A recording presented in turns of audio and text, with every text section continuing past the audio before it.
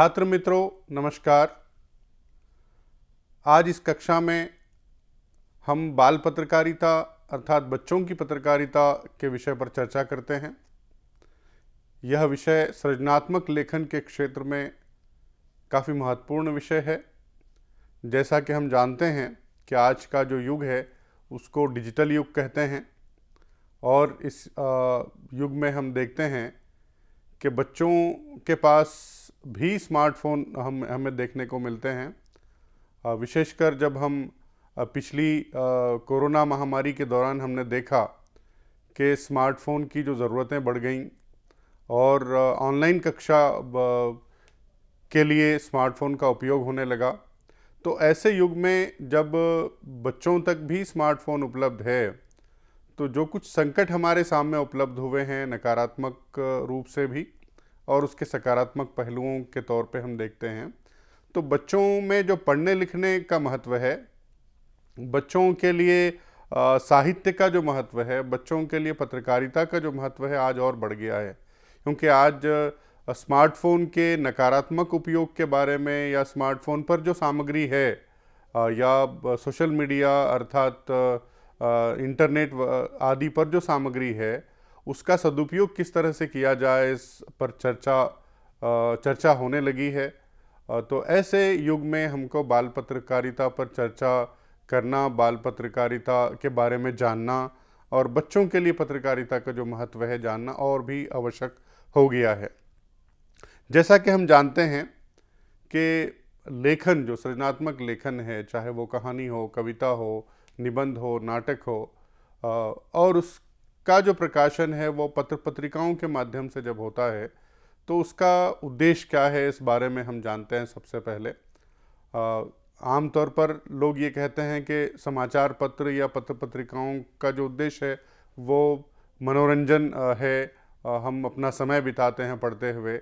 लेकिन यदि बाल पत्रकारिता के बारे में हम बात करते हैं तो सबसे पहले हमें जानना होगा कि इसका उद्देश्य केवल मनोरंजन नहीं है, अपितु जब बच्चे अपने भावी जीवन का जो संघर्ष है उसके बारे में तैयार हों, उसकी सच्चाइयों के बारे में जानें, वहाँ जो वास्तविकता उनके जीवन में आने वाली है या वो अपने जीवन में जो मार्ग चुनने वाले हैं उस क्षेत्र के बारे में उनको जानने का मौका मिले। ये एक प्रमुख उद्देश्य है मनोरंजन के साथ साथ बाल पत्रकारिता का। और विशेष रूप से अगर हम देखते हैं कि कैसे शुरुआत हुई बाल पत्रकारिता की, उसके क्या उद्देश्य थे उस समय जब इसकी शुरुआत हुई, आज से लगभग 120-30 वर्ष पूर्व, अर्थात भारतेंदु युग में भारतेंदु जी ने जब पत्रकारिता की शुरुआत की थी तो उन्होंने बच्चों के लिए भी समाचार पत्रिकाओं का प्रारंभ किया था। उनके सामने जो उद्देश्य थे वो यही थे कि बच्चों में कल्पनाशीलता का विकास हो, वो अपने आने वाले भावी जीवन के जो संघर्ष हैं उसमें उसके लिए वो तैयार हों, उनमें संवेदनशील कह सकते हैं कि संवेदनशीलता का अंकुरित की जाए, संवेदनशीलता उनके मनोभावों को सकारात्मक रूप से कैसे मोड़ा जा सकता है इसको ध्यान में रखते हुए बाल दर्पण और फिर 1882 के आसपास उन्होंने इसकी शुरुआत की थी बाल पत्रिकाओं की। बाल बोधनी नाम से एक पत्रिका उन्होंने शुरू की जो विशेषकर बालिकाओं के लिए थी। ये एक तरह से आप कह सकते हैं कि हिंदी में बाल पत्रकारिता या बच्चों को ध्यान में रखते हुए, बच्चों को दृष्टि में रखते हुए बाल पत्रकारिता का प्रारंभ हुआ। उसके बाद धीरे धीरे जैसे बड़ों के लिए पत्र पत्रिकाएँ प्रकाशित होने लगी, उसी प्रकार से उसी तर्ज पर कई शहरों से बच्चों के लिए भी पत्रिकाओं का प्रकाशन शुरू हुआ। बहुत सी पत्रिकाएं हम अब तक अगर देखते हैं पिछले 120-25 वर्षों में कि किस तरह से इन पत्रिकाओं का प्रकाशन हुआ, उस पर थोड़ी सी दृष्टि डालते हैं। बाल पत्रिका के स्वरूप पर एक दृष्टि हम डालते हैं इस पूरी कक्षा में इस विषय पर बात करते हुए। विद्यार्थियों, जैसा कि हम जानते हैं कि भारतेंदु युग में आधुनिक काल की शुरुआत होती है हिंदी साहित्य के, उसी तरह हिंदी की पत्रकारिता की भी शुरुआत होती है। ये 14, 15, 17 तक आने तक इसमें जो कुछ विकास होता है, उसके बाद ऐसा लगता है कि अब बाल पत्रिकाओं का युग थोड़ा सा दृढ़ हो गया है, थोड़ी सी मजबूती उसमें आ गई है। तो एक पत्रिका का प्रारंभ होता है बाल सखा। ये बाल सखा पत्रिका जो है बंगाली एक सोसाइटी उस समय स्थापित की गई थी, उसके द्वारा शुरू की जाती है। इसकी लोकप्रियता को ध्यान में रखते हुए अगर जानते हैं कि उसमें कि उसको किस तरह से लोकप्रियता मिली और उस समय के समाज में बाल पत्रकारिता को लेकर, बच्चों में पत्र पत्रिकाओं के महत्व को लेकर जो जागरूकता आई, उसका ही ये नतीजा था, इसका परिणाम था कि धीरे धीरे लखनऊ, दिल्ली, इलाहाबाद और जो भी हिंदी के क्षेत्र थे, वहाँ पत्रिकाओं का प्रकाशन शुरू हुआ बच्चों के लिए। अब क्या इन पत्रिकाओं में छपता था, क्या प्रकाशित होता था, तो निश्चित रूप से आज जैसा कि हम जानते हैं कि आज बच्चे टेलीविज़न पर या फिर यूट्यूब पर, सोशल मीडिया पर हम देखते हैं कि वो कार्टून को बहुत ज़्यादा पसंद करते हैं, और जो ऐसी कहानियाँ जो उनकी रुचि को बढ़ाती हैं, उनके उत्साह को बढ़ाती हैं, उसको ध्यान में रखते हुए सामग्री प्रकाशित की जाती है। तो बच्चों के लिए कहानियाँ लिखनी शुरू हुई, बच्चों के लिए निबंध लेखन शुरू हुआ, बच्चों के लिए नाटक लिखे जाने लगे, और इन सब को एक माध्यम की आवश्यकता थी कि वो बच्चों तक पहुँचे। तो उसका जो माध्यम बना हिंदी की पत्र पत्रिकाएँ, उसमें चुटकुले प्रकाशित होते रहे, पहेलियाँ प्रकाशित होती रहीं। पहेलियों में बच्चों का बहुत ज़्यादा उत्साह रहता है, बहुत रुचि से वो पढ़ते हैं, पहेलियाँ बुझाने, पहेलियों को समझने, और पहेलियों के द्वारा जो है जो सच्चाई जीवन में होती है, उसके द्वारा भी बच्चों को तैयार करने, बच्चों को अपने आने वाले जीवन के लिए तैयार करने का प्रयास उस समय के लेखकों ने किया। वो ये प्रयास निरंतर जारी रहे और आज भी जारी हैं। तो मैं बात कर रहा था कि हिंदी पत्र पत्रिकाओं का जो इतिहास है, वो किस तरह से आगे बढ़ा। विशेषकर यदि हम भारतेंदु के बाद के युग की बात करते हैं, तो आज़ादी तक 1947 तक बहुत से हिंदी भाषी क्षेत्रों से हिंदी की पत्रिकाएं, विशेषकर बाल पत्रिकाएं प्रकाशित होती रहीं। आज हमारे पास हिंदी में बच्चों के साहित्य का एक समृद्ध जो भंडारण है, जो हमारे सामने जो सामग्री है, उसका माध्यम कहीं ना कहीं ये पत्रिकाएं बनी और उन्होंने महत्वपूर्ण भूमिका निभाई। अब आते हैं आज़ादी के बाद, या आज़ादी के बाद की क्या परिस्थितियां रही हिंदी की बाल पत्रिका के समक्ष, उसके बारे में जानते हैं। यदि हम थोड़ा सा विचार करें कि आज हमारे पास कौन सी पत्रिकाएं मौजूद हैं और कौन सी बच्चों की पत्रिकाएं हमारे घर पर आती हैं, यूँ पिछले 2 दशकों में जो संकट हमारे सामने टेलीविज़न और उसके बाद के डिजिटल मीडिया ने हमारे सामने प्रस्तुत किया है, वो संकट कहा जाता है कि पुस्तकों के पढ़ने की जो रुचि थी या पढ़ने की जो परंपरा थी, वो कम होती जा रही है, पुस्तकें कम बिक रही हैं। ऐसे में बाल पत्रिकाओं की क्या दशा है, क्या स्थिति है, उस पर भी विचार किया जा सकता है। लेकिन जो हमारे सामने भारत सरकार की पत्रिका है बाल भारती, वो निरंतर प्रकाशित हो रही है। बहुत सी पत्रिकाएं हैं जो आज भी प्रकाशित हो रही हैं, उस पर हम चर्चा कर सकते हैं। तो सबसे पहले हम एक काम कर सकते हैं कि कौन सी पत्रिकाएं अब हमारे पास हैं, वो कहाँ कहाँ से प्रकाशित होती हैं, उनमें किस तरह की सामग्री प्रकाशित हो रही है, इसके बारे में हम जानते हैं। सबसे पहले हम जानते हैं कि बाल सखा के बारे में, जैसा कि मैंने उल्लेख किया, ये 1917 में शुरू हुई और अब तक के बाल साहित्य के इतिहास में और बाल पत्रकारिता के इतिहास में देखा जाए तो इसका जो रोल है, इसकी जो भूमिका है, इसलिए भी महत्वपूर्ण है कि सबसे लंबे समय तक प्रकाशित होने वाली पत्रिका है। 1917 में प्रकाशित होकर ये 53 साल तक लगातार प्रकाशित होती रही। बल्कि ये इतनी लोकप्रिय हुई बच्चों में कि लोग इसका इंतज़ार करते थे। विशेषकर इसमें बाल कहानियाँ, बाल बच्चों को मनोवैज्ञानिक दृष्टिकोण से किस तरह से विकसित किया जाए, उनका जो सर्वांगीण विकास है और समुचित उनमें ज्ञानार्जन का जो उद्देश्य था, वो इस पत्रिका का मुख्य उद्देश्य था। और उसमें कहानियाँ, बाल गीत, बाल कथाएं और जो पौराणिक कथाओं से जो कुछ सरल और सहज ढंग से प्रस्तुत किया जा सकता था बच्चों के लिए, वो इसमें प्रस्तुत किया गया। कई ऐसी कथाएं जो विज्ञान की दृष्टि से, बल्कि लोक कथाओं की दृष्टि से, लोकगीतों से भी कई सारी चीज़ें बच्चों के लिए निकाली गई और वो बाल सखा में प्रकाशित होती रहीं, चुटकुले प्रकाशित होते रहे। बच्चों के लिए जो चित्र अलग से जो प्रकाशित होते थे वो भी इसमें प्रकाशित होते रहे। तो बाल सखा के बारे में हमको बाल सखा की एक दूसरी और एक महत्वपूर्ण बात ये है कि इसने 1917 से लेकर अगर आप कहेंगे कि 60 के दशक तक बहुत सारे लेखकों को, बच्चों के लिए लिखने वाले लेखकों को, सोहनलाल द्विवेदी जी हैं और बहुत से ऐसे लेखक हैं, माखनलाल जी हैं और बहुत से, मैथिली शरण गुप्त जी हैं। तो इन बच्चों के लिए जो लिखी जाने वाली कविताएं थी, बाल कविताएं, वो निरंतर इसमें प्रकाशित होती रही। तो दो उद्देश्यों की पूर्ति बाल सखा ने की। एक तो बच्चों के लिए जो साहित्य का सृजन करना था वो निरंतर जारी रहा, और बच्चों के लिए लिखने वाले जो लेखक हैं उनको प्रोत्साहित किया गया। उनको फिर कई सारी पुस्तकें जो है बाद में जो बच्चों के लिए सामने आई, बाल साहित्य, उसमें भी बाल सखा जो पत्रिका है उसका बड़ा योगदान रहा। बाल सखा के बाद जो दूसरी पत्रिकाएं हैं उसके बारे में चर्चा करते हैं।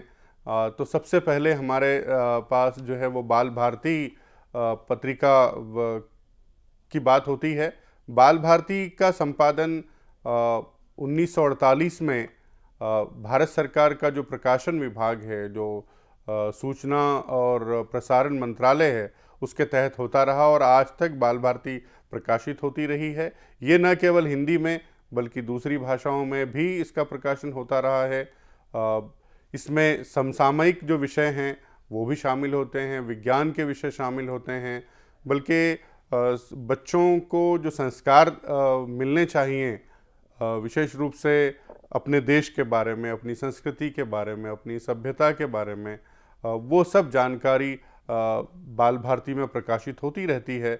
विशेष रूप से देश की जो जानकारी है, देश के विभिन्न शहरों के बारे में, देश में जो अलग अलग क्षेत्र हैं वहाँ की संस्कृति के बारे में, वहाँ के जो लोक आचार हैं, वहाँ के लोग हैं, वहाँ के व्यंजन हैं, बहुत सारी जानकारी जो है बाल भारती में प्रकाशित होती रहती है। बाल भारती में न केवल साहित्य, कहानी, कथा और दूसरी विधाओं का साहित्य बच्चों के लिए प्रकाशित होता है, बल्कि समसामयिक जो विषय हैं उन पर निबंध और दूसरे तरह के लेखन भी प्रकाशित होते रहते हैं। ये रही बाल भारती की बात। और भी कुछ पत्रिकाएं हैं जिनके बारे में हमें चर्चा करना ज़रूरी है। एक नंदन पत्रिका है जो प्रकाशित होती रही है लंबे समय से, चंपक है, चकमक है, और एक है चंदा मामा, जिसका उल्लेख हम ज़रूरी समझते हैं। चंदा मामा की यदि बात की जाए तो ये 1947-48 में एक ऐसे क्षेत्र से शुरू हुई जिसको हम हिंदी क्षेत्र कहते हैं। चंदा मामा मद्रास से शुरू हुई और आज तक प्रकाशित हो रही है। तो बच्चों की पत्रकारिता में, बच्चों की जो पत्रिकाएं हैं उसमें चंदा मामा की भूमिका काफ़ी महत्वपूर्ण है। इसमें इससे बाल शौरी रेड्डी जैसे बाल साहित्यकार जुड़े रहे और दूसरे कई साहित्यकार इसके संपादक रहे। हाल ही में, यानी पिछले 10 से 15 वर्ष पूर्व इसको एक और दूसरी संस्था ने अधिग्रहित किया है मुंबई की, और वो अभी प्रकाशित हो रही है। चंदा मामा की ख़ास बात ये रही कि इसमें न केवल कहानियाँ, कथाएं और कविताएं प्रकाशित होती रहीं, बल्कि जो वर्तमान विषय जो हमारे संसार में हैं, हमारे सामने जो मौजूद हैं, हमारी दुनिया के जो नए विषय हैं, ज्ञान विज्ञान के जो विषय हैं, उस पर भी लेखन जो है लेखक लिखते रहे और चंदा मामा उसको प्रकाशित करता रहा। और यदि हम चकमक की बात करते हैं, चकमक एक ऐसी पत्रिका है कि जिसका आमतौर पे जिसके बारे में कहा जाता है कि वो 8 से 11, 8 से 14 वर्ष के बच्चों के लिए लिखित उसमें सामग्री प्रकाशित होती है, लेकिन बड़ी उम्र के लोग भी उसे बड़े चाव से पढ़ते हैं, इसलिए कि उसमें जो सामग्री प्रकाशित होती है वो उसका उद्देश्य तो निश्चित रूप से बच्चे होते हैं, लेकिन बड़ों के लिए भी उसमें रुचि और चाव अधिक देखा जाता है। इसलिए उसका प्रकाशन निरंतर हो रहा है। चंपक का प्रकाशन दिल्ली प्रेस करती है। तो इस तरह से बहुत सी पत्रिकाएं हमारे सामने हैं जिसका प्रकाशन निरंतर हो रहा है। ये अलग बात है कि आज़ादी से पहले यानी भारतेंदु जी ने जब शुरुआत की थी, उसके बाद से लेकर अब तक कई पत्रिकाएं प्रकाशित हुई। कई पराग जैसी पत्रिका जो है प्रकाशित हुई लेकिन बंद हुई। तो इस तरह से ऐसी कई पत्रिकाएं थी जो 2 साल चली, 1 साल चली, कुछ के 3 अंक निकले, कुछ के 10 अंक निकले, कोई 10 साल, कोई 15 साल चली और फिर बंद हो गई। तो ये पत्रकारिता के क्षेत्र में इस तरह का चलन ज़रूर है कि कोई पत्रकारिता यदि व्यावसायिक रूप से सफल न रही हो, उसका प्रकाशन निरंतर करना संभव न रहा हो, तो उसे बंद किया जाता है। ये न केवल बच्चों की पत्रिकाओं में बल्कि जो बड़े समाचार पत्र हैं उनके साथ भी इस तरह का व्यवहार रहा है। जहाँ तक बड़े समाचार पत्रों की बात है या फिर बड़ों को ध्यान में रखकर जो साहित्य प्रकाशित करने वाली जो पत्रिकाएं हैं, उनके द्वारा भी बाल विशेषांक प्रकाशित होते रहे हैं।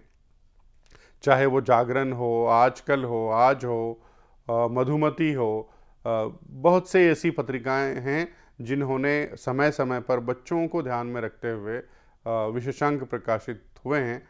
एक और विषय रह जाता है कि क्या केवल बच्चों को ध्यान में रखकर ही पत्रिकाएं प्रकाशित, तो अलग से पत्रिकाएं प्रकाशित होती रही हैं, या बड़े जो समाचार पत्र हैं वो भी कुछ बच्चों के लिए एक कोना निकालते हैं या प्रकाशित करते हैं। इसके बारे में भी विद्यार्थियों आपको जानकारी प्राप्त करने की आवश्यकता है।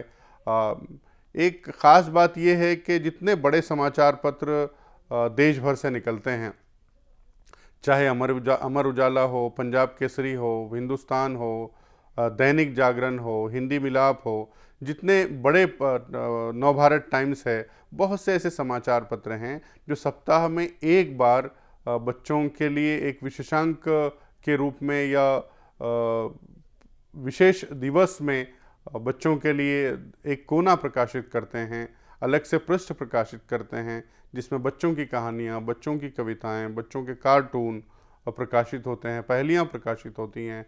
कई ऐसी पत्रिकाएं हैं जो बच्चों के लिए, आज जैसा कि आप वीडियो गेम खेलते हैं या ऑडियो गेम या जो आप सुनते हैं, जो भी खेल आजकल डिजिटल मीडिया पे अवेलेबल हैं, आपको उपलब्ध हैं, तो उनके जो लिखित रूप हैं, उनका जो मुद्रित रूप है, आप ये बरसों से चला आ रहा है, तो वो पत्रिकाएं प्रकाशित करती हैं।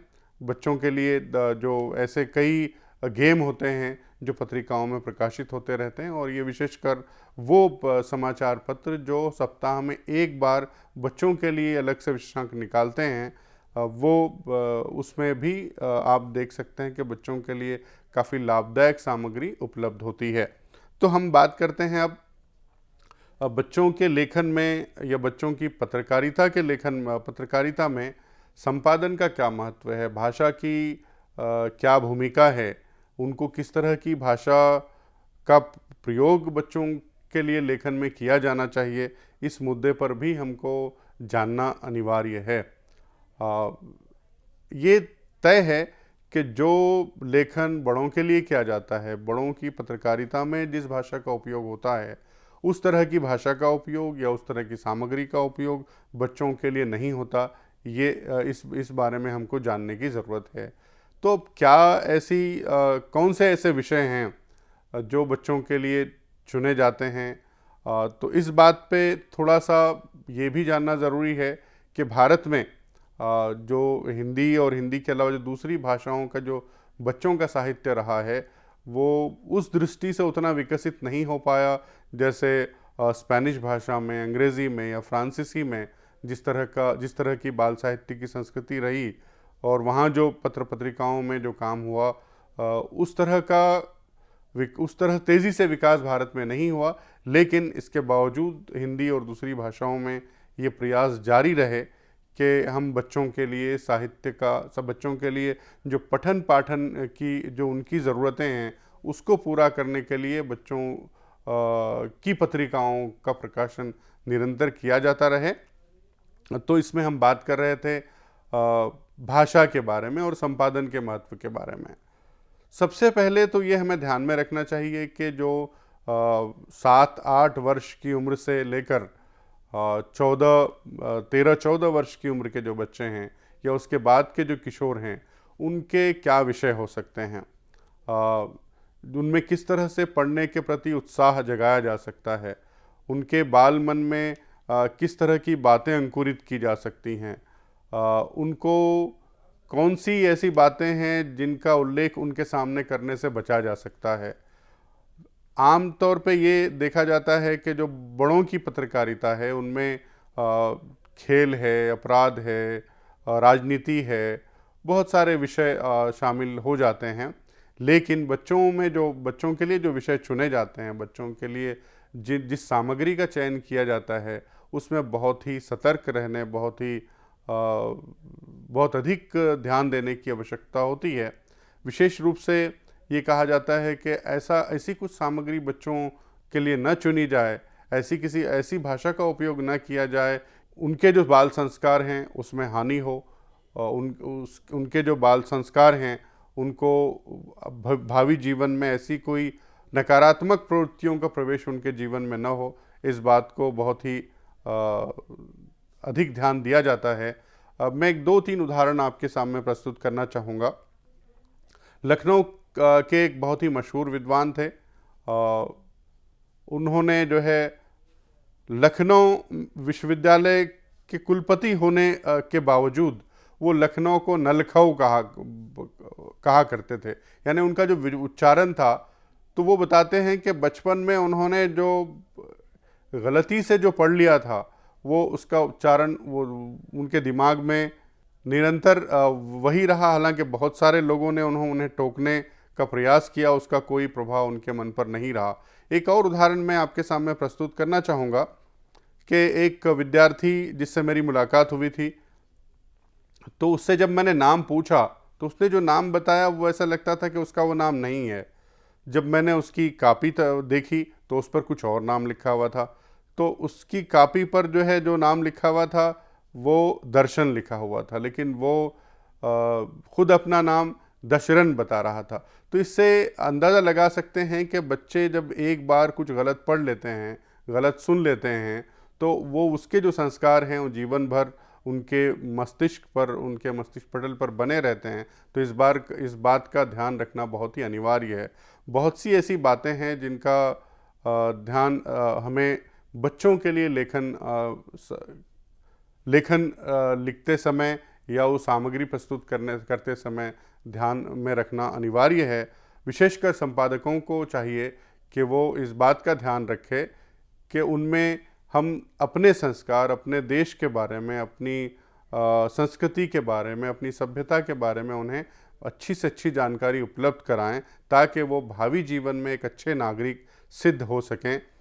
विशेषकर एक और विषय पर बहुत अधिक चर्चा होती है बाल लेखन में, वो ये विषय है कि जो सामग्री विदेशों में प्रकाशित हो रही है, चाहे वो स्पेनिश में हो, अंग्रेज़ी में हो, फ्रेंच में हो, जर्मन में हो, तो क्या उस सामग्री का जस का तस अनुवाद किया जाए ताकि हमारे बच्चों को उपलब्ध हो, या फिर हमारे परिवेश के अनुसार, हमारे मौसमों के अनुसार, हमारे देश की जो व्यवस्था है, हमारे देश में जो जिस तरह के मौसम हैं, जिस तरह का व्यवहार है, जिस तरह के काम है, जैसा कि हम देखते हैं कि अधिकतर जो पश्चिमी देशों की जो संस्कृति है या वहाँ का जो परिवेश है, बर्फ़ वहाँ गिरती है, तो बर्फ़ जब अधिक साल भर जब बर्फ़ गिरती है तो बच्चे चाहेंगे कि बारिश न हो, कुछ सूखा हो। लेकिन जब हमारे देश में हम देखते हैं कि हमारे देश में सारा काम बारिश का है, हम अधिकतर किसान हैं, तो वो बारिश की दुआ प्रार्थना करते हैं। तो एक तरफ रेन रेन गोआवे वाला जो कल्चर है, जो संस्कृति है, उसकी बात को जब हम जस का तस अपनाते हैं तो वो हमारे देश के लिए उपयोगी सिद्ध नहीं होता। हमारे पास बारिश बाबा आना जैसे भुट्टे दाल लाना जैसी कविताएं हो सकती हैं। मुझे मराठी का एक गीत याद आ रहा है, बच्चों के लिए लिखा हुआ, कि ये रे पावसा तुला दे तो पैसा, पैसा झाला खोटा पाऊस आला मोटा। जैसे हम मतलब बारिश को आने की प्रार्थना करते हैं, जबकि इस तरह से जब हम अनुदित बाल साहित्य में बाल साहित्य की बात करते हैं या ऐसी कहानियों के प्रकाशन की बात करते हैं जो हमारी पत्रिकाओं में अनुवाद द्वारा प्रस्तुत की जाएं, तो उस पर भी उस समय भी हमें इस बात का ध्यान रखना पड़ता है कि हमारे बच्चों के लिए सहज सरल पद्धति से हमारे परिवेश में ही उसको प्रस्तुत किया जाए। तो बहुत सारी बातें हैं जिसकी चर्चा हम कर सकते हैं। तो विद्यार्थियों, मैं ये आपसे अनुरोध करना चाहूँगा कि हमारी जो हिंदी साहित्य में बाल पत्र पत्रिकाओं का जो योगदान रहा है उसकी जानकारी प्राप्त करें, उसका अध्ययन करें, और यदि आप उसका अध्ययन करते हुए आपको लगता है कि आप बच्चों के लिए लिख सकते हैं, बच्चों के लिए लिखने में आप अपना योगदान कर सकते हैं, तो भाषा, विषय और जो परिवेश है उसकी जानकारी रखते हुए हम जो है अपना योगदान कर सकते हैं। विशेषकर बाल सखा, चंपक, बाल भारती जैसी पत्रिकाओं का जो योगदान है उसके बारे में जानते हुए, और आज का जो युग है, डिजिटल युग है, उसके बारे में जानते हुए हम लेखन में अपना सहयोग कर सकते हैं। और सृजनात्मक लेखन के क्षेत्र में विशेषकर मैं विद्यार्थियों से कहना चाहूँगा कि वो रोज़गार के क्षेत्र में भी संभावनाओं को तलाश कर सकते हैं। धन्यवाद।